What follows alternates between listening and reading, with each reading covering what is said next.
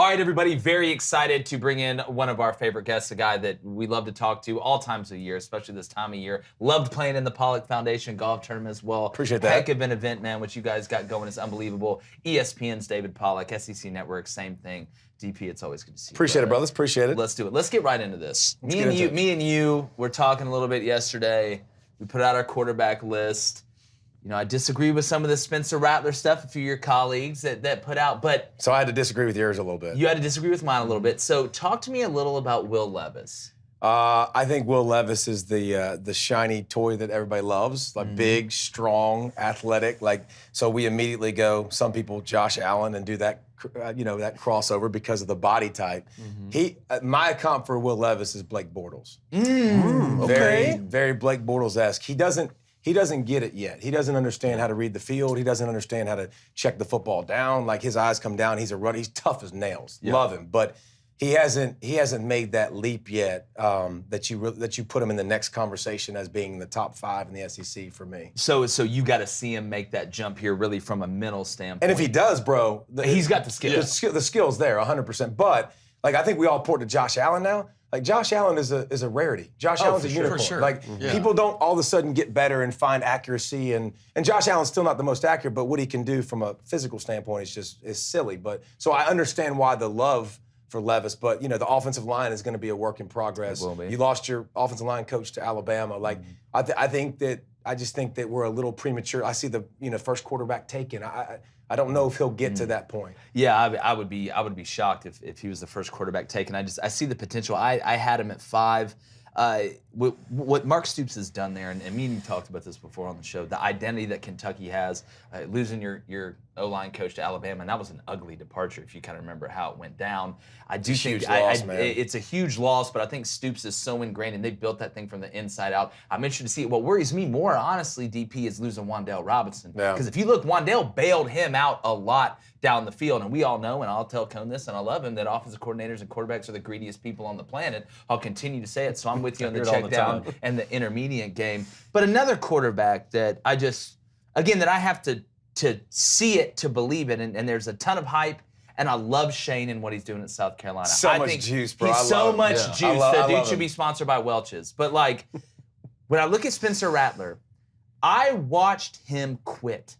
I watched him quit last year. Basically, I watched him against Texas. Whenever it was going bad for Spencer Rattler, it never got good again. There was no comeback. I go back and watch the D1 thing coming out of high school. I'll be honest. I couldn't have stand it. We'd have had problems at my high school if he'd have acted like he'd have acted on that. So the maturity thing scares me as well. I just don't know, and Blaine made a good point, how you expect a guy, and you can say what you want about Lincoln Riley, but he knows what to do with quarterbacks, and his offensive system translates, how a guy goes from there to South Carolina and all of a sudden it's just rainbows and Lucky Charms and everybody's holding hands and singing. I don't see it. Had guys yesterday say he's at number 2, at number 3 in the SEC. I feel like I'm taking crazy pills. Let me ask you a question. How many times have you seen people come in and elevate their teammates? You've seen it a lot, right? You've seen your teammates get better because of you. He was driving a Ferrari at Oklahoma. Yeah. He had dudes all over the place, and he didn't elevate his game. So now you're telling me you're going to go from there to South Carolina, where you ain't driving the same car. I love Shane Beaner. And it's not Shane's fault. It's what he inherited. But you're talking about you're not driving that at all. So now you're telling me a guy that has questionable leadership. We haven't seen him lead guys. Now you're going to have to show it to me at South Carolina with less talent around you, less help around you. I'm going to have to see it. In the SEC, too. I'm going to have to see it to believe it. I think he's got insane talent. He does. I think he has really good talent. I don't think he sees the field great. I don't think he does it. Now, listen, Lincoln's offense is different, too, but he didn't check the football down. He could do that so much more and have more success. He didn't push the ball down the field great. It wasn't, when Caleb Williams came in Texas, you were like, ooh. Yeah. All of a sudden, he's taking shots, making plays like crazy, and there was such a big difference. So you're telling me you're going with less help to a smaller school, or to a school that has less talent in a harder league? Man, I think you're asking a lot out of him. I do, and he's got to stop looking at the rush. Go back and look at the tape, especially the Texas game. The dude's staring at the rush. Well, let's stay on quarterbacks for a minute. You know Max Johnson better than any of us, Yeah. right? Now, I had him in my top 5 for SEC quarterbacks. He showed flashes of brilliance last year, despite being in a toxic LSU environment. Yep. Now he's going to go to Texas A&M. He has to win the job against Haynes King and some other ones, but when I see him, when I see a kid like that, son of a former professional, Super Bowl winner, under Jimbo Fisher's tutelage, I mean, can he be a star at Texas A&M? I think he can, and I think he can really help them take the next step because you saw, like when they beat Bama, like it wasn't ridiculous, insane quarterback play, but it was really good and made plays when you need it. Go watch the UCLA game. Go watch some of those games where that dude will take a hit to the grill to deliver a strike. Like, now listen, the atmosphere in LSU was atrocious. It was really awful, and what he was asked to do wasn't really, I think they didn't use him as good as they could have, but I trust Max. I trust his brain. I trust his toughness. He's a lefty, but he also has great mobility. He has really good mobility. He can make plays with his feet, extend plays. So I think Max Johnson has a chance this year. I think Max Johnson's underrated. I think Stetson Bennett's underrated. Now, some people's lists are better than others, but you had Stetson Bennett in the top 5. But I was talking to Greg McElroy just before I came in here. He had Stetson Bennett number 2 in the SEC. See, that doesn't shock me. I've been behind Stetson. I had Stetson at 6. But this year, you look offensively at Georgia, they have a lot more weapons. I mean, the tight end room, we could write a Harry Potter book. Is it the best? Okay, here's a question. Is it the best tight end room in the history of college football? The best I've ever seen. Name a better one. Good. Miami, Shockey, Kellen Winslow Jr., and you had one other one I can't think of If right Darnell now. Washington ends up being as effective as what I think he can be year 2 in there, you add him with Brock and then Arik. Arik's really the wild card to me. If he can keep it together off the field, that's why being at a place like Georgia, when you're at LSU and it's kind of the structure's a little bit different, the way they're doing things. At Georgia, you know as well as I do, that is a tight ship. If you pulled any of the stuff that he pulled, he'd have been gone already and they wouldn't have ever talked to him again. So I'm interested to see it, but from a potential standpoint. Because I'm going to be honest with you. Brock Bowers is the best tight end I've seen in a long time. He's good. And he was a freshman last year. I remember talking to coaches last year before the season, and I was like, all right, who's game 1? Like, you're going against Clemson, Venables, great defense. Who we featuring? Like, who's your guy? And they're like, Bowers. I was like, who's that? The freshman kid? The kid from Napa? The kid from Cali? Like, he was like, dude, he comes in every day and grinds, works so flipping hard, dependable. He said, but he played tailback in high school. That's what I was going to say. And you could see when he's got the ball in his hands, he's really good with it. So his change of direction's nuts. Really good. Well, I mean, but you know how that works. Like, he's a light-skinned dude. Yeah. You look at him, you're like, oh, he's not going to be that fast. But like Tech, he catches that ball and splits the seam, and he's hitting 20 miles an hour on the GPS. You know, like he is. But he works so hard, blocks so good. But Gilbert, like, I mean, unbelievable. Like what he could possibly become. And just think about when you play against a team like that. You want to go nickel? We'll smash you in the face. Like. You want to stay base? All right, there's no answer. We're going to spread you out. We're going to throw wide receiver screens like they do, tight end screens, and we're going to block those smaller guys on the perimeter with our huge guys. We can put Bowers as a receiver. Gilbert can play wide receiver. Like, it's going to be a nightmare. Stetson's going to have a great year. And Stetson had 27 TDs and 5 interceptions or something similar to that line. And he didn't play the whole year. He wasn't the guy the whole year. I think he's 36. I think he has 3 kids and a family. For sure does. I'm surprised he's not playing at BYU. He's been in college for this many years. Like he knows what to do, how to do it. So he's going to have a great year too. It's going to be so interesting. And Georgia Kirby continues to just load and load and load. Is there any team in the East right now, if you're Georgia, what second-tier team are you somewhat worried about? Is it more Tennessee? Is it Kentucky? South Carolina? No mention of Florida? No. Not buying Florida at all? I don't think there is a team. Listen, here's the thing. Nick has done it for so many years, stacked so many recruiting classes on top of each other. Like, now Kirby's done that. Like, he's done that for years and years and years now, and I don't think that right now anybody's going to catch him. Now he's got a quarterback. Now, listen, I'll be interested to see, will he let it rip? Like, will you let your offense eat? Because this offense is going to double their output. This defense is going to give up double the amount of points they did a year ago. And by the way, still going to be top 30 in college football. Still really still good. going to be really good, but that was all-time good, 5 first-round picks, stupid, silly good. So, I mean, I think this offense has a potential to be great, and if he'll let it rip, it'll be fun to watch. But I think the talent gap is still so big between them. The depth is still big. Yeah. They didn't use the transfer portal this year, which was kind of surprising to me. I thought they would maybe go get a few holes, maybe go get a defensive lineman. Fix some spots. Kind of like Bama did. Went and got the the Van DOT, went and got Eli Ricks How from about LSU. what Bama just did? Like, they stack classes on top of classes, and then they go get a receiver from Louisville. Let me go get a really good speedster. Let me get George's. Jermaine Burton. You come over here. Let me go get Gibbs from Georgia Tech. Let me go get Van D line. I mean, it's silly what they did this offseason. And I think you actually said it on the show. Bama doesn't sign kids; they draft them, and that's what you're seeing. It's funny that defensive question. We had somebody on Twitter ask how far of a drop off in performance. So Midnight Crane to Georgia, which is by the way one of the best. Yeah, that is pretty solid. I might as well say it. I do want to ask you. The DGD podcast wants to ask: will Tyrion Ingram Dawkins take the next step this year? Yes, I think. First of all, I think there's a ton of kids on Georgia's defense that we don't even know their names. Yeah. And they're going to come in, you're going to go, where did that freak come from? Like, where did that freak come from? And I think what Jalen Carter is, he's the best defensive lineman in college football. Like, when you look at him, I think he's going to demand double teams, and I think it's going to open up space for a lot of everybody else to be really, really good.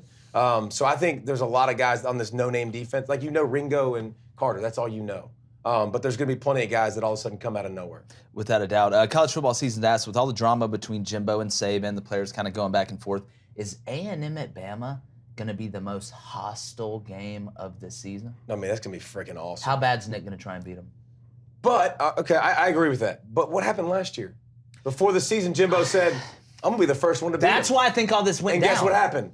A&M still beat him. Well, if you would have told me last year that Nick Saban would get reprimanded by Greg Sankey for causing a distraction, I'd have put you on the first boat to Shutter Island and wished you good luck, Leo. So when I saw that, and that's why I think there hadn't been as many fireworks here. I think he's kind of gotten out of that. But just think about that. You're Nick Saban, the greatest college football coach of all time. Your protege before Kirby. Jimbo was Kirby before Kirby, and people forget that. Jimbo goes over there and tells people he's going to whip your ass while you're here. And then did it. And then did it with the team that they had at A&M. And then gets the number one recruiting class, in the country. which you're the greatest at. I felt like everybody says, oh, well, everything Saban does is calculated. And I get that. But I think deep down a little bit, hurt. I think he was personally hurt, mad. And I'm telling you, when Bama plays A&M, they get up 3 touchdowns. They get up 4, and I love what Jimbo's building over there. I'm just telling you, I don't think they'll stop. I don't think Bama will stop because he wants to send a message.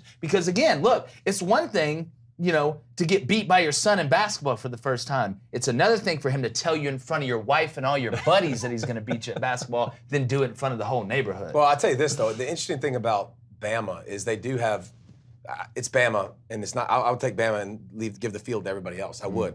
But it's interesting, the most times we've talked about Bama, it's always the interior line and the defensive line, like built on the inside. I think that's their question marks this year. Like, I don't know that I'm not as sold on this offensive defensive lines. Like, this isn't a unit that's just going to go out and punk everybody. But their skill is going to be so good, and we trust their quarterbacks now. But it'll be interesting, can you stop A&M's run game? A-Chain's going to be an animal. Like, he's going to be really, really good. He's going to take over. Like, he's going to do good things this season. I think Max Johnson will win the job. I think their play-action game will be really, really good. So I do take Bama versus everybody else, but I'll be curious to see if that is a strength of theirs or something they kind of have to manage. Because last year they managed it more. Well, you remember that was a problem earlier in the year. They struggled to run the ball. They did. And that was weird watching Alabama struggle to run the ball. And that's why I think in the SEC championship game, they played out of their minds. And they threw the ball every play. It was unbelievable. And that was like the first great, complete game that we had seen them play. And you were the one who called that. You said Georgia will lose the SEC championship, will win the national championship. Luckiest crap ever. Look, while preparation meets opportunity. While we're on Alabama, let me ask you about Will Anderson. Clearly as good as it gets at that position. You know that as someone who played on the interior line there.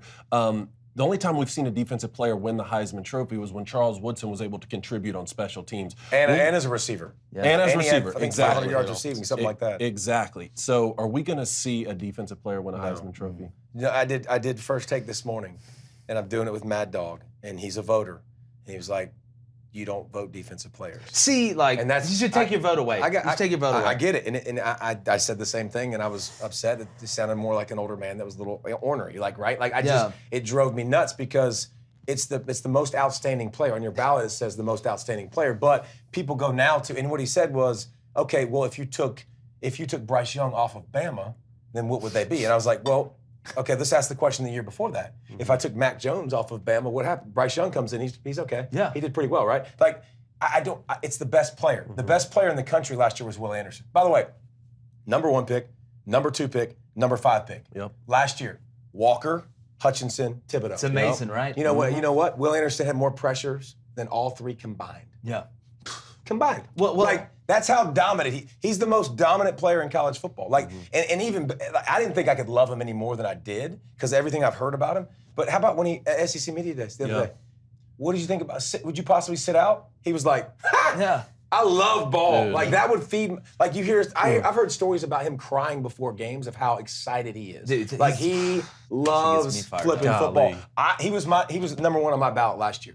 I thought he was the best football player in college football. Wow. So I don't know if it'll change this year because he's going to have to prove it in a new year. But I can't say enough good things about him. I mean, he plays the game like you want to be played. Run, pass. I mean, great intelligence. teammate. Great teammate. He's a perfect football player. He's unreal. He's unreal. And what I told Mad Dog, okay, well, let me tell you about Jake Coker. Let me tell you about Blake Sims. There's a lot of teams that won national championships. You take the quarterback off, that they're still going to win the national championship. Well, so and you know I hate that line of they thinking. got another quarterback that they could plug in that's going to do well now too. I mean, Bama's a machine. That's exactly what it is. It just absolutely blows my mind. I do want to ask you one more. We're here with David Pollack. Obviously enjoyed talking with him. The national landscape of college football.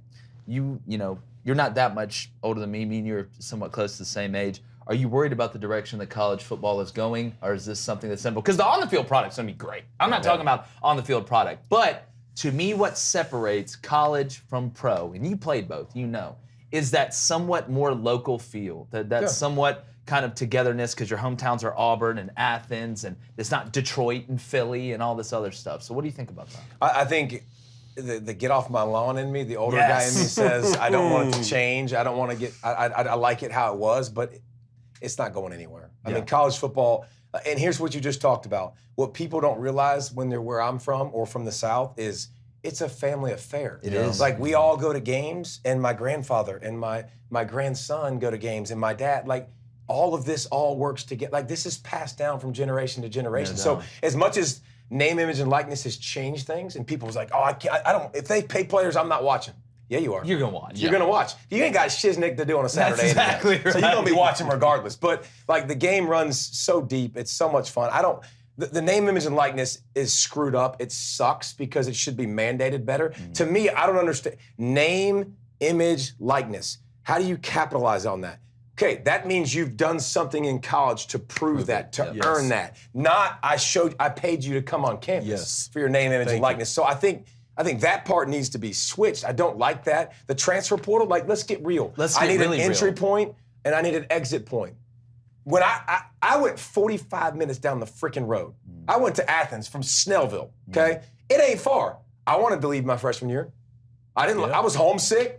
It was different. My coaches got in my crap, and I didn't like it. Like, we got to make these kids stay on campus for a year. Thank you. We got to let them have I stayed through the season. After the season, now you can leave the transfer portal. If you want to go, after you've tried it, you learn where everything's at on school, you learn what coaches expect from you, you learn how they demand of you, you learn how the weight room works, boom, you can leave, okay? After spring, I realize I'm not the guy, like, you can leave. Yep. But when the season starts, that thing needs to be closed. I don't need to be recruiting my guys during the year. I don't know. I would lose my mind. Houston Nutt came on here last year, before we came up to the Daily Wire, and told us the story. We asked him about the transfer portal. He said, I'd have this happen every year when I was at Arkansas or wherever I was. Kids would come in, before we'd even get into their freshman spring, they say, Coach, I want to leave. He said, Houston Nutt would tell him, listen, I'll make a deal with you. You stay through spring.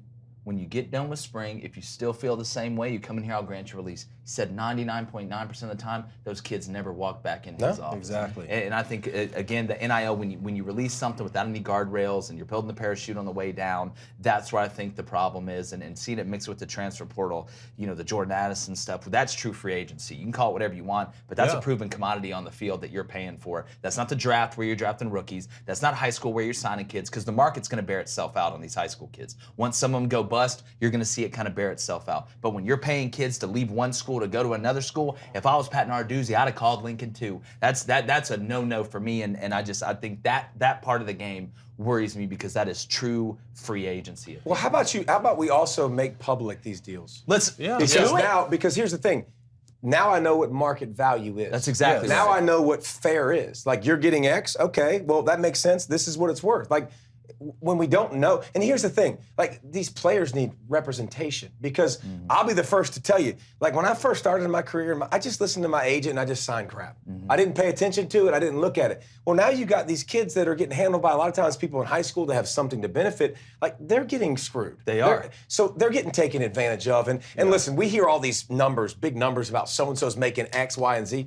You know how many stipulations there are to make that money? And it's not straight cash. No, not Randy. It's not Randy Moss, straight cash, homie. Like it's exactly gonna like you're gonna have to hit X, Y, and Z. And so I think a lot of it's disproportionate. But again, the NCAA has been a train wreck for a while. Yeah. So at some point we need to fix that and govern your own people. Players need representation at some point. Like all this stuff is changing so fast. We need to change with it. Man, there clearly is middle ground between exploitation and the chaos that we're seeing now. Oh, yeah. You know, and you talk about going to Athens from Snellville. I went to Ann Arbor, Michigan from Statesboro. I mean, if they let me quit as soon as I wanted to, I would have lasted a week. You know, I mean, there were parameters in place at that time. And my biggest frustration at that time was if the coach who recruited me can leave and go take a job, then why do I have to be stuck here? That's what sort of created this. But again, there is some sort of middle ground between that exploitation and what we're dealing with now. 100%. Yeah, well, to quote Stevie Janowski off Eastbound and Down, it's like, I don't think you really understand this whole employee-employer relationship. He goes, actually, I think I do, and I don't like it. Fair enough. How do you quote so much crap? I don't know. It's a disorder. I don't watch enough. Like I can only focus on I sports. got a photographic in my world. memory. I can't.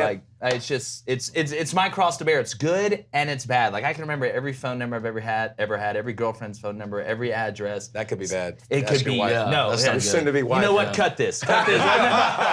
But no, I got them all, man. That's exactly right. But no, man, it's always an honor to talk to you, brother. You know how much Appreciate it, respect dudes. we have Yep, for you. appreciate it, brother. And Appreciate I'm it, sure man. we're going to get Appreciate together it. before the season. Keep killing it, my friend. Thank you, guys. All right. Make sure you subscribe. All right, hey, if you like what you heard, go ahead and ring that bell. Turn those notifications on. We're bringing it every day, daily from 2 to 3 Central, and we want you here. I can hear it ringing now.